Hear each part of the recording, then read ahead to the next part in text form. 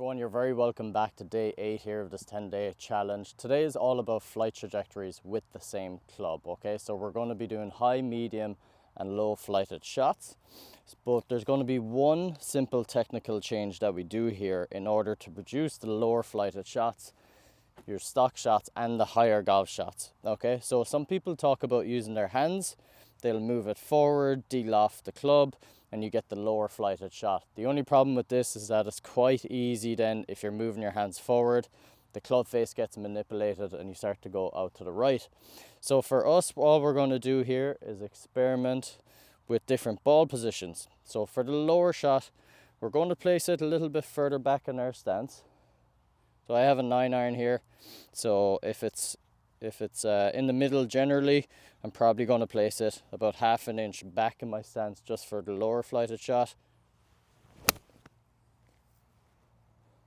Okay, so for the medium shot, stock shot then, it's going to be more in the middle of my stance. And you can experiment with this as well. What I found with some of my students, if they were struggling with ball striking, we messed around with the ball position. So for his 8-iron, we placed it about half an inch further up in his stance, and he was striking the ball, I mean, literally 50% better. It was crazy to see.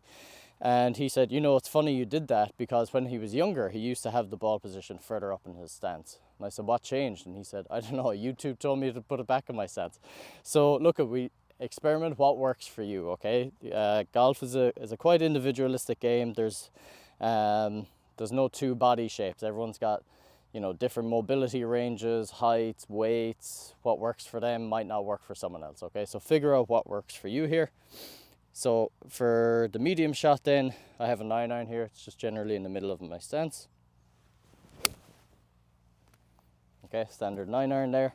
And then for the higher shot, place it further up in your stance. And look, for you, you might find you need to place it an extra 2 inches up to get that extra height. For some people, it might be an extra inch, half an inch. Just figure out whatever works for you here.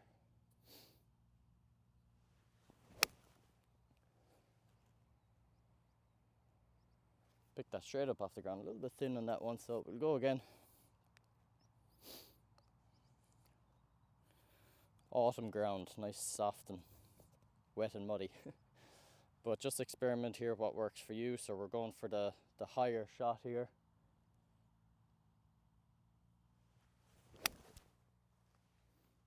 Ton of height on that one. Still in the air, still in the air.